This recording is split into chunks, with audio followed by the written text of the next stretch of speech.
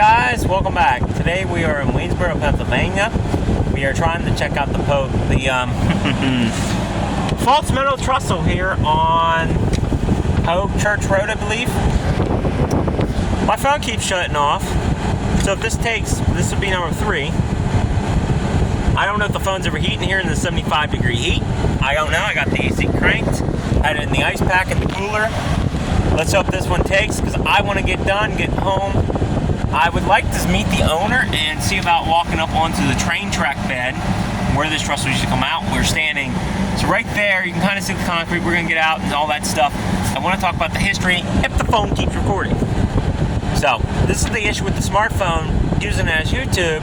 The darn nabbit things overheat in the summertime for some reason, even though it's like 75 degrees out.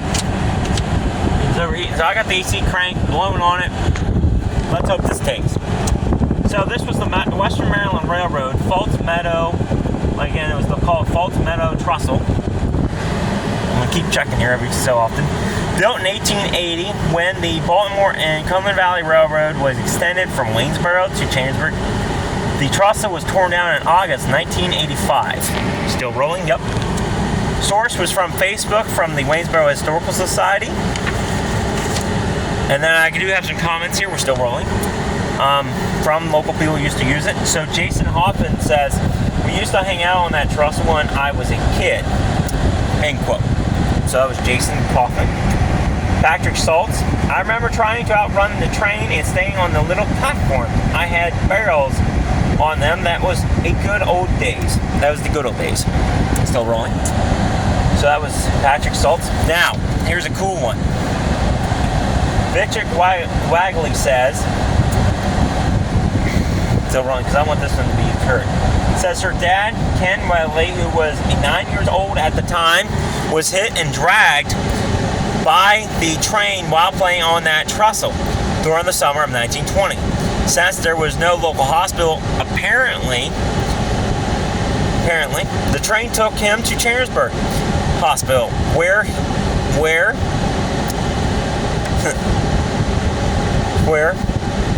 he remained for many weeks. He almost lost his leg. He did so well that he later became the captain of the high school football team under Rip Engel. So, Victoria Weigel, so glad your dad survived. And it's kind of a story I kind of want to highlight it.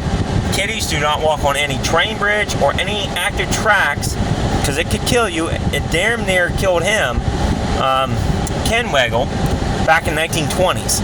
It's a miracle he survived those injuries in that day and age, because I heard the medical stuff wasn't as good as we were today, and as you heard, the nearest hospital, which was like 5 minutes away in town now, wasn't there. They had to take him on the train to Chambersburg, which I don't even know how far of a drive or ride that would have been on the train. So very lucky he survived. Again, do not walk on active trestles. So, I don't know if the owner's showing up. I'm kind of getting annoyed a little bit here, but I'm going to walk back here and hope this phone keeps rolling, because I really need this to do so. Alright, let's try some heat weather here, phony. Phony. We'll walk back this way, because I've seen some cool stuff. Driving this way. So, if you go on the Google Maps, or Google, you can see this trestle used to go all the way over here to this other bank. I drove down here. Now, I ain't sure whose property this is.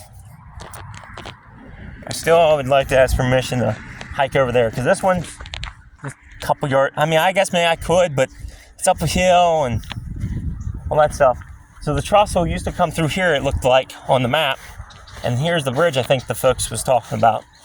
It was underneath it. Yep, look, here's a concrete pillar. There's more stuff out along the road. So this is the bridge that he was talking about.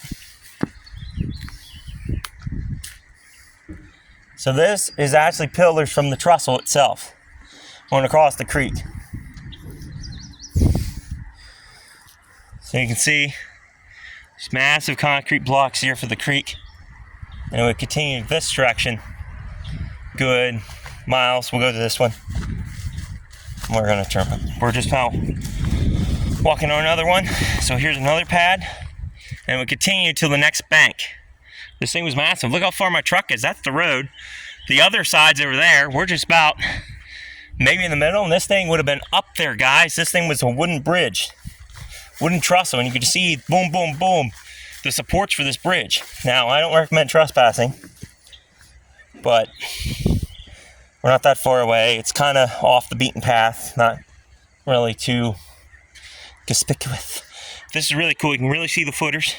And this is what you can see in the Google Maps. When you go on the Google Maps into the satellite images, you can see these concrete pads in the images, and they're all in line. Boom, boom, boom, showing you where this wooden trestle used to be at. It's very cool.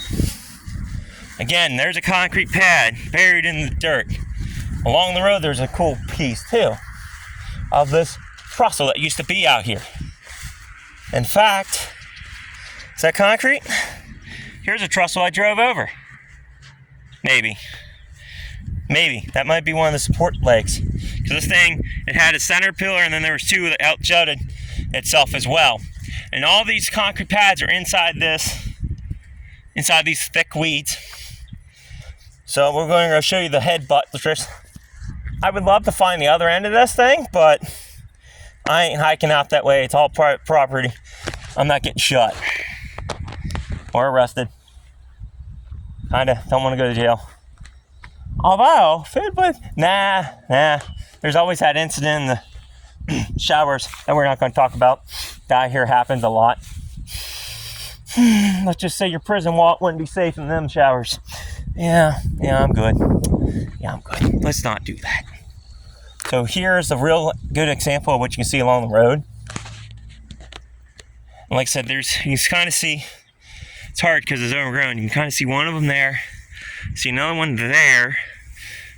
Right there. And here's the best one you can see. So, I would like to talk to the owner, but I don't know if he's going to show up here or not, but you can really see it here along the road. So from this point here, this is private property. You can really see it here, how it's going up. I would like to talk to the owner and see if I can get on top of that trestle part and show you the part coming out. So I think that might be cool, and maybe walk some more of the railroad bed. So this went into town, and this is a massive wooden trestle. So if you want to see any more pictures, go to the Waynesboro Historical Society Facebook page, and was it Foltz Trestle? They had a ton of pictures of this trestle. It was massive. It was wooden. Again, tore down in 1985, I believe the paper said. Built in 1880. That's kind of fitting. And this thing would have been massive, guys. I mean, there's the top of the bed. You see it there? So imagine that line all the way across to the next bank. I can't even see from this position. So, now maybe we'll just do 2 videos. Save me some time posting. Maybe. So, this has been the Foltz Trestle here in Waynesboro, Pennsylvania. Very cool. Now, I'm not sure if there's another trestle. Like, it hit that hill and then went to another one. Maybe we'll find that out in time if you're local. Let me know if you know who owns that land. That might be the second trestle that might still be there. But, yeah, lots of folks in this area remember this trestle. It's kind of a shame they tore it down. I thought it'd be kind of cool to have a hiking trail through here, but they tore it down. One of the comments does say they thought it caught on fire. It could have. It was a massive structure in the middle open that was wood. I mean, lightning hits the tallest object, and that would have been it. So, I think my phone was overheating those 3 times for some reason. So, yeah, that's weird. So, yeah. So, hope you guys enjoyed that video. Again, I'm Corey. I was your redneck historian, as always. So, till next time, stay curious, stay adventurous.